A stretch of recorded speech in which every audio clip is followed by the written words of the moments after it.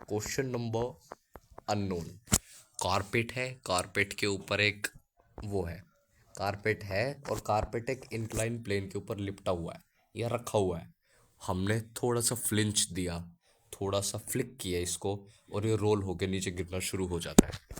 तो प्रश्न ये है कि ये रोल जब होएगा तो रोल होते होते ये एक सर्टेन हाइट को क्रॉस करता है, सर्टेन हाइट रोल करके नीचे गिर जाता है। और सब कुछ आइडियल दे रखा है कि ये रोल करेगा, परफेक्टली सिलेंडर बनाएगा, सॉलिड सिलेंडर की तरह बिहेव करेगा, बीच में कोई गैप नहीं है, फ्रिक्शन नहीं है, ये वो सारी हमने जो भी टाइप टाइप की हमें अजम्पशन लेनी है सब कुछ वैलिड है इसमें। तो मेन प्रश्न ये है, सेम हाइट के अंदर सॉलिड सिलेंडर शुरू से ही, मान लो शुरू से ऊपर से ही मैंने सॉलिड सिलेंडर फेंक दिया और एक बार ये रोल होते होते सॉलिड सिलेंडर का रेडियस बढ़ता जा रहा है और ये, तो इन दोनों के अंदर टाइम पीरियड का रेशो क्या होगा, टाइम पीरियड नहीं सॉरी, टाइम जो लगेगा सर्टेन हाइट को नीचे जाने में उसका रेशो क्या होगा।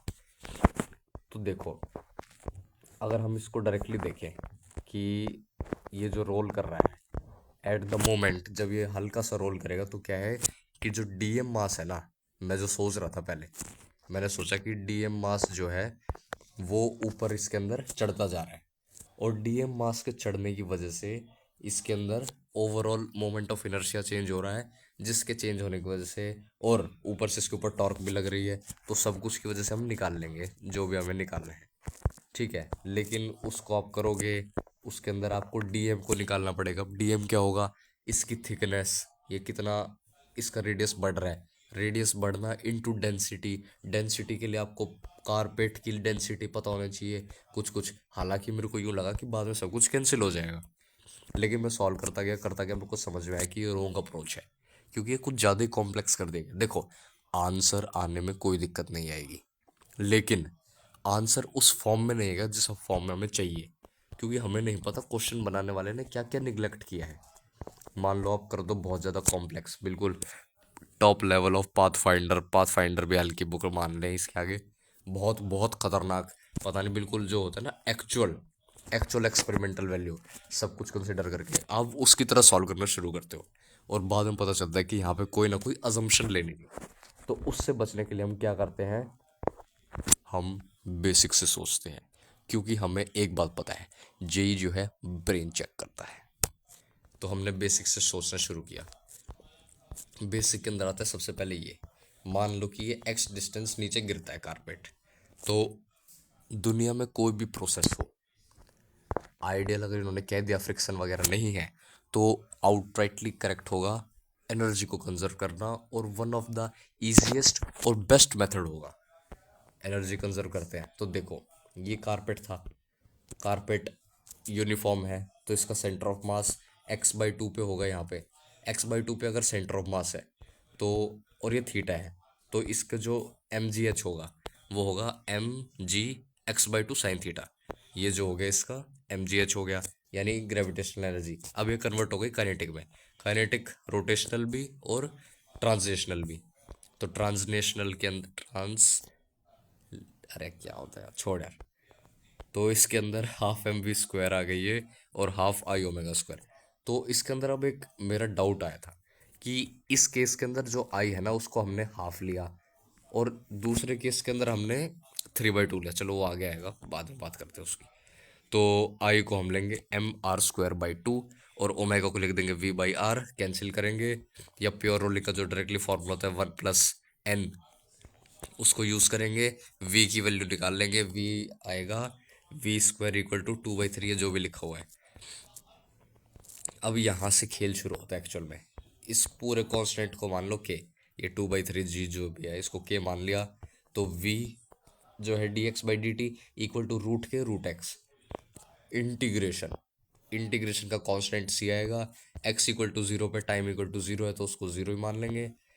तो एट द एंड क्या आ गया, T1 = 2√x/k, ये आ गया, k को सब्सटीट्यूट करेंगे, T1 निकाल दिया हमने, T1 as a function of x। क्योंकि देखो, हमें अब ये कैसे पता चला x का ही फंक्शन बना है, ये सब करें, क्योंकि क्वेश्चन के अंदर ये गिवन है कि सेम हाइट से गिराया गया है, मतलब दोनों केस में हाइट कांस्टेंट है, यानी इस कांस्टेंट हाइट का हम प्रयोग करना चाहिए हमें, और इसका कुछ करके हमें तोड़ निकालना चाहिए सॉल्व करने का।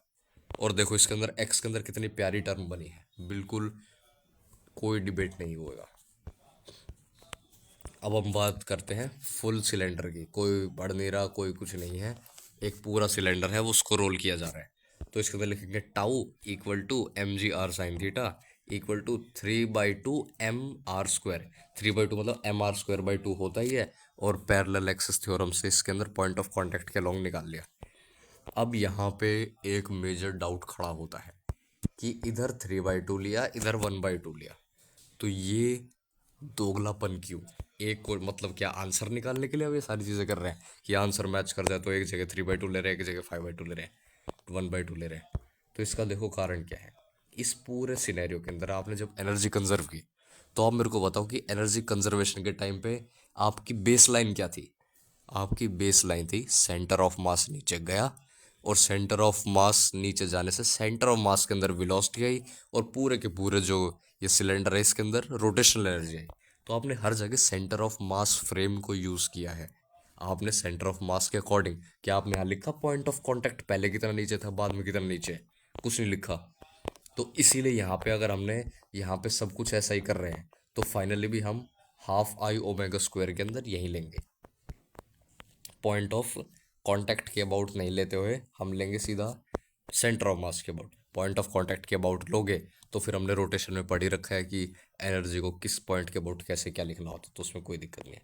लेकिन यहाँ पे हमने tau equal to I alpha लिखा है, तो टाउ किसके अबाउट लिखा? पॉइंट ऑफ कांटेक्ट के अबाउट। क्योंकि अगर सेंटर ऑफ मास के अबाउट टाउ लिखोगे तो वो तो जीरो आएगा ग्रेविटेशन का, फिर आपको वो लिखना पड़ेगा, नॉर्मल लिखना पड़ेगा। तो नॉर्मल लिखोगे टाइम वेस्ट करोगे, नॉर्मल भी अल्टीमेटली आएगा इसके ग्रेविटेशन के टर्म में, अल्टीमेटली सब कुछ आंसर इसी में आएगा, लेकिन फालतू में लंबा क्वेश्चन होएगा और टाइम खराब होएगा आपका।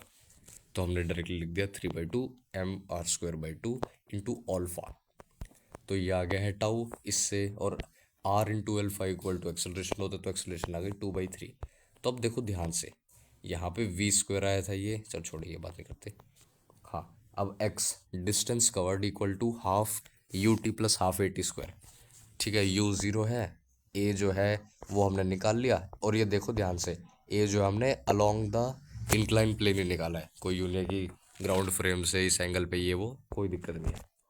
तो इसको एक्स को पुट किया, एक्स फिर वही एक्स जो है फिर ये वाला डिस्टेंस है, ये वाला अलोंग द इंक्लाइन प्लेन, तो half A T square 2x। तो अब देखो 2 से 2 कैंसिल, तो यहाँ पे आ गया 3x, और यहाँ पे 2 को अंदर भेजा तो यहाँ आ गया 2x, नीचे सेम है, तो 2x है और यहाँ पे सिर्फ x है, तो रेशो लिया √2 आ गया बस। तो ये था पूरा क्वेश्चन। क्वेश्चन देखो सिर्फ इतना सा है, ये समझाने में टाइम लगता है, सॉल्व करते वक्त हमें पता था कि कुछ नहीं है इस क्वेश्चन में। क्वेश्चन इतना बड़ा है कि दिमाग खराब हो जाता है।